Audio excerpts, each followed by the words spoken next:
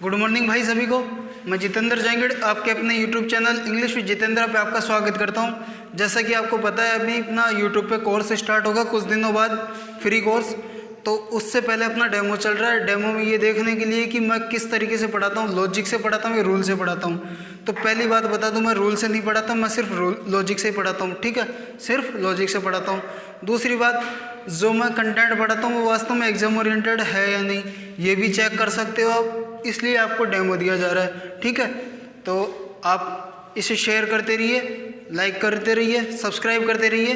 फिर कुछ दिन बाद अपन जल्दी ही कोर्स लॉन्च करते हैं। तो अभी आज की उसी डेमो की सीरीज में मैं आपके साथ डिस्कस करूंगा एक छोटा सा कॉन्सेप्ट कन्फ्यूजिंग वर्ब्स का। ठीक है, तो एक बार मैं साइड हो जाता हूं, उसके बाद इन एरर्स को आप खुद से करने की कोशिश करो। ठीक है, उसके बाद फिर मैं आपको समझाता हूं। चलो, कर लिया होगा, कोशिश की होगी आपने। चलो आओ देखते हैं। कुछ वर्ब्स होती है जिनकी फॉर्म सेम होती है, कुछ फॉर्म सेम होती है। जैसे वर्ब की 3 फॉर्म होती है, मैंने बताई थी वर्ब की 3 फॉर्म होती है, first form, second form, third form. तो इनमें कुछ वर्ब्स की फॉर्म सेम होती है, तो उस पर बेस्ड ये एरर्स है। ठीक है, चलो आओ देखते हैं। एक होती है फेल और एक होती है फेल। एक तो FALL और FELL।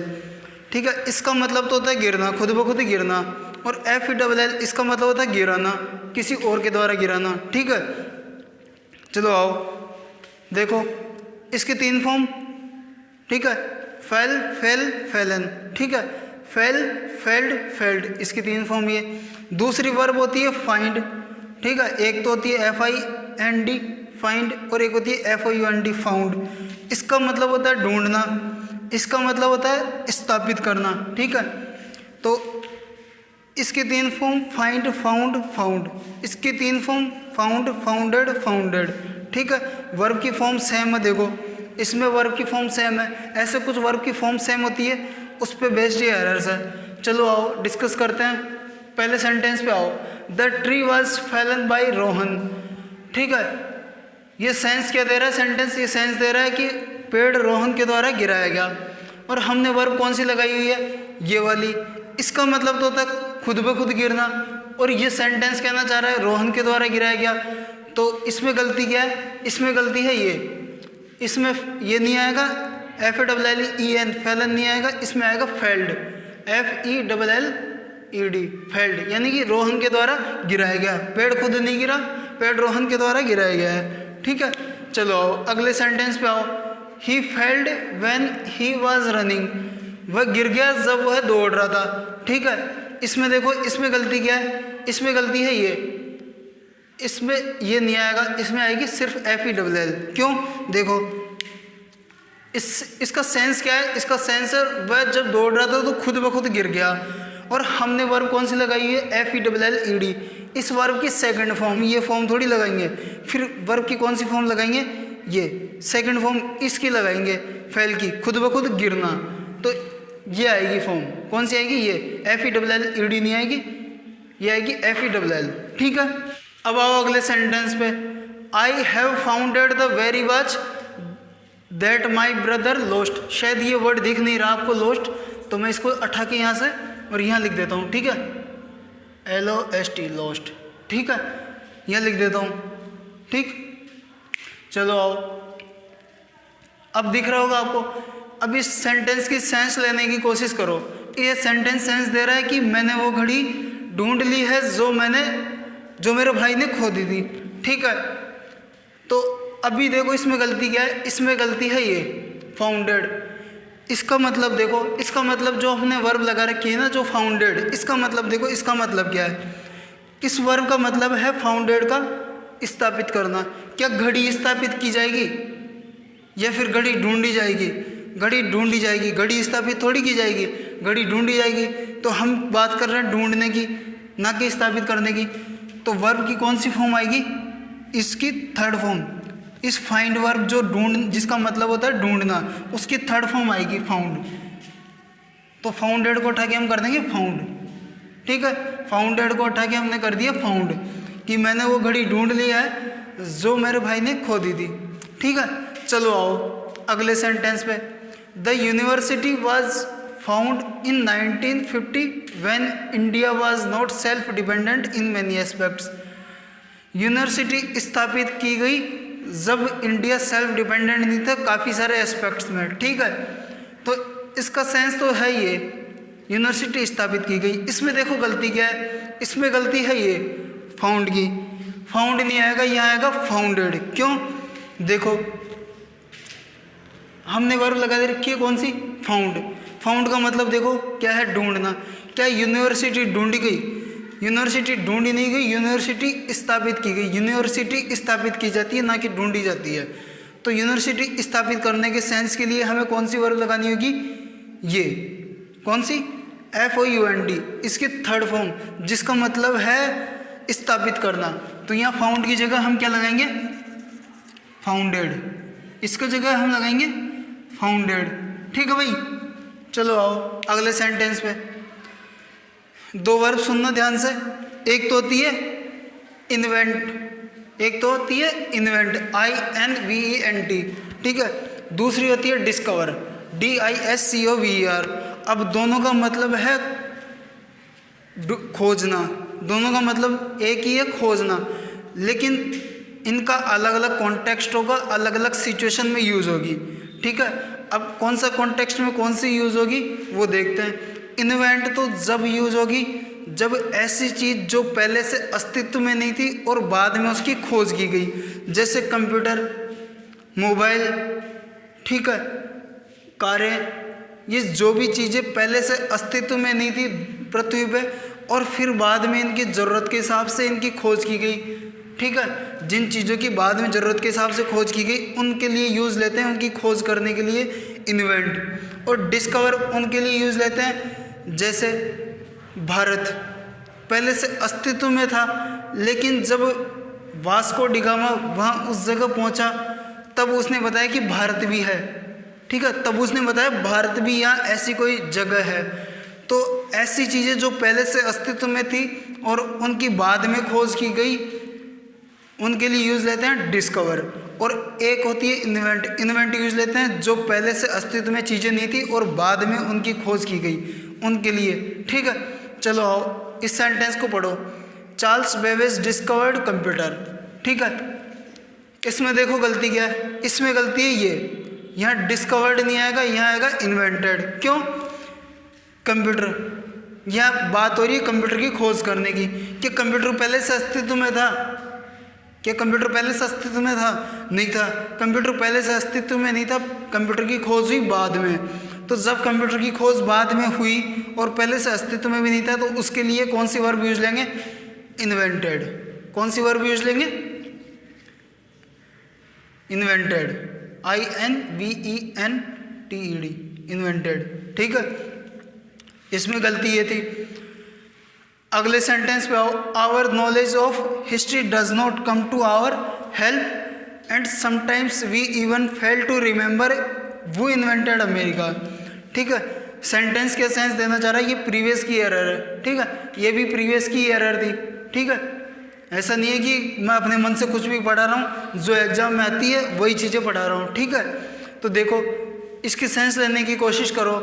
इसकी सेंस ये देना चाह रहा है कि हमारा नॉलेज हिस्ट्री का है जो हमारी हेल्प नहीं आता, यानी कि हम कभी कभार तो ये भी भूल जाते हैं कि अमेरिका की खोज किसने की, अमेरिका की खोज किसने की। तो अब देखो इस सेंटेंस में गलती क्या है, बात हो रही है खोजने की, हमने वर्ब लगा रखी इन्वेंटेड, मतलब तो खैर इसका सही होता है, सही है कि खोजना, लेकिन क्या इस कॉन्टेक्स्ट के हिसाब से सही है? क्या इस सिचुएशन के हिसाब से सही है? नहीं। क्यों? अमेरिका पहले से अस्तित्व में था, ठीक है। ऐसा नहीं है कि अमेरिका पहले से अस्तित्व में नहीं था और बाद में खोज हुई, जैसे कंप्यूटर की खोज हुई, ऐसा कुछ नहीं है। तो पहले से अस्तित्व में था, तो इसके लिए आएगा इन्वेंटेड। इसके लिए क्या आएगा? इन्वेंटेड। इसमें गलती, सॉरी डिस्कवर, इसमें आएगा डिस्कवर, इसमें गलती ये थी, ठीक है।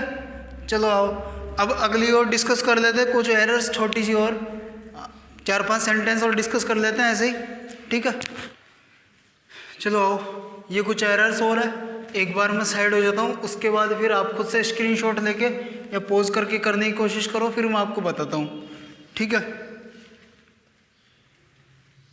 कर लिया होगा आपने, ठीक है। चलो आओ, ये देखो, एक वर्ब होती है रेज, एक होती है राइज, RISE, एक होती है रेज, RAISE, ठीक है। एक होती है राइज जिसका मतलब होता है उगना, एक होती है रेज जिसका मतलब होता है उठाना, बढ़ाना या फिर पालना, ठीक है। इसके 3 फॉर्म, राइज, रोज, राइजन। इसके 3 फॉर्म, रेज, रेज्ड, रेज्ड, ठीक है। एक ये होती है हैंग, HANG, और एक होती है HANG, ठीक है। दोनों की वर्ब की फर्स्ट फॉर्म सेम होती है। इसके 3 फॉर्म, हैंग, हंग, हंग। तो इसका मतलब तो होता है टांगना, जैसे हम हमारी शर्ट टांग देते हैं या फिर कोई और चीज़ टांगते हैं उसके लिए, ठीक है। और एक होता है हैंग, इसकी फॉर्म होती है 3, हैंग, हैंग्ड, हैंग्ड। इसका मतलब होता है फांसी देना है, फांसी पे लटकाना, ठीक है। इसका मतलब होता है फांसी देना है, फांसी पे लटकाना, ठीक है। चलो ये एरर ये देखो, sentence number 7, the sun has raised before I woke up, the sun has raised before I woke up, ठीक है। मैं उठा उससे पहले सूरज उग चुका था। इसकी सेंस तो ये है, इसकी सेंस तो है मैं उठा उससे पहले सूरज उग चुका था। अब इसमें देखो गलती क्या है, इसमें गलती है ये, हमने वर्ब कौन सी लगा रखी थी, कौन सी वर्ब लगा रखी है, रेज्ड, RAISED, जिसका मतलब तो होता है उठाना या फिर उगाना। तो क्या सूरज किसी और के द्वारा उगाया जाएगा या फिर खुद ब खुद उगेगा? सूरज खुद ब खुद उगेगा, किसी और के द्वारा नहीं उगाया जाएगा। तो यहाँ वर्ब, ये यहाँ गलती है, ये रेज नहीं आएगा, यहाँ आएगा राइजन, RISEN। कौन सा आएगा?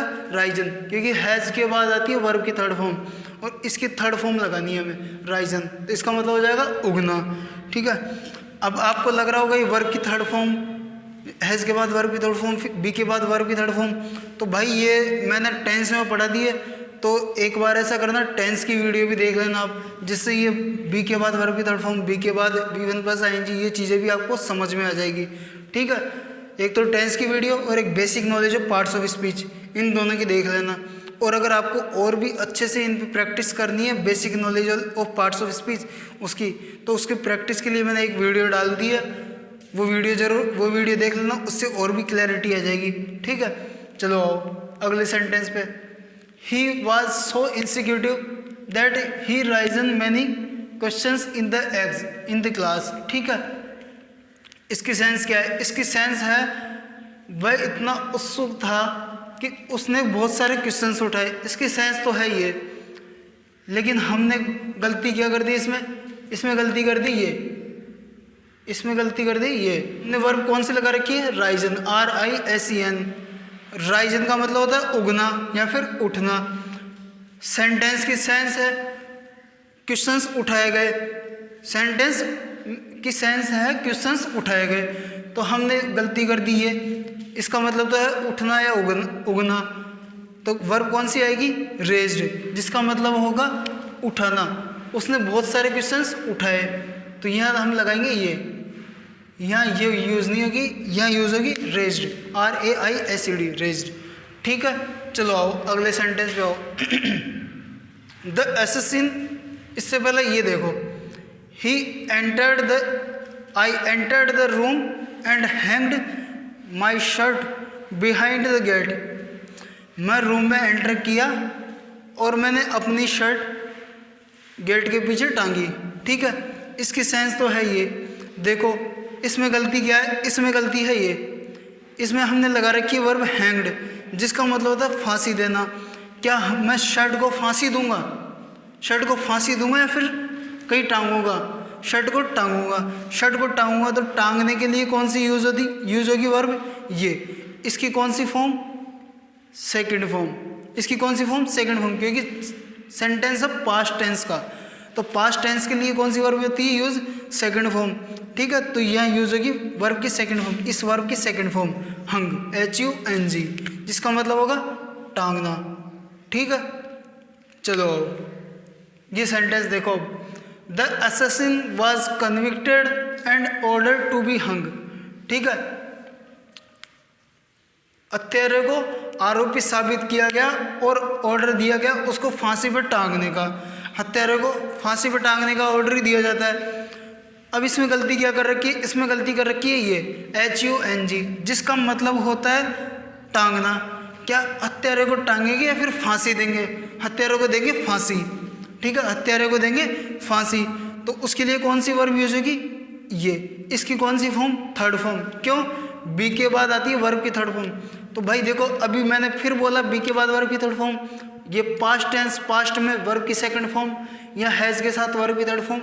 ये चीज़ें अगर आपको जाननी है तो टेंस पढ़ो, टेंस की वीडियो है, मैं पहले डाल चुका हूँ, वो देख लो, ठीक है, अच्छे से चीज़ें क्लियर हो जाएगी।